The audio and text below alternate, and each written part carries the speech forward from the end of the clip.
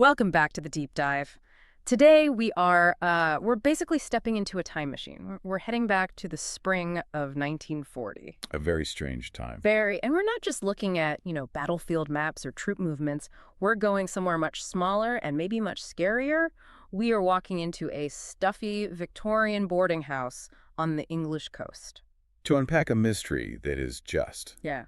It's absolutely riddled with anxiety, deception, and, believe it or not, some surprisingly effective knitting. It is a fascinating setting because, as you say, it's spring 1940. Historians call this the phony war. Right. And on the surface, things in England might seem calm, almost eerily so.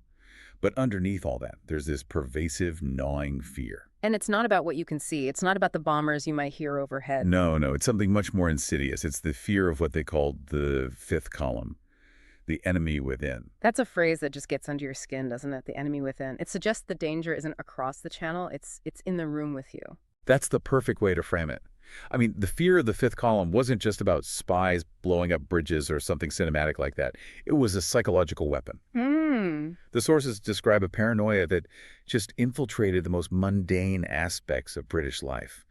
We're not talking about soldiers on the beaches yet. We're talking about the terrifying idea that the person passing you the butter at breakfast. Someone who looks like you, talks like you. Exactly. That person is actually cataloging your destruction.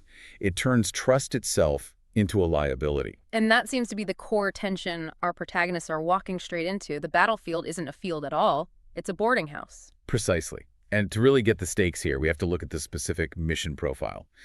The intelligence suggests that Hitler didn't just have spies in England.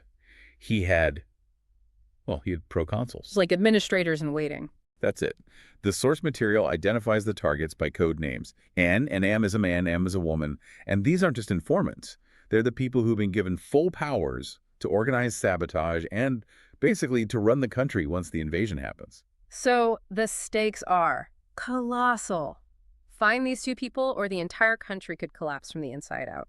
Now let's talk about who they send to do this, because you'd think for a mission this important, they'd send their best. You'd think they'd send a James Bond type, right? Right. A suave 25-year-old with a fast car and a license to kill. But no, we are following Tommy and Tuppence Beresford. And what stands out to me immediately about these two is their vulnerability. They aren't young. They are not at their physical peak. They are middle-aged. Tommy is 46. Tuppence is a little younger. And the inciting emotion for this whole deep dive, the thing that kicks it all off, isn't thrill-seeking or patriotism.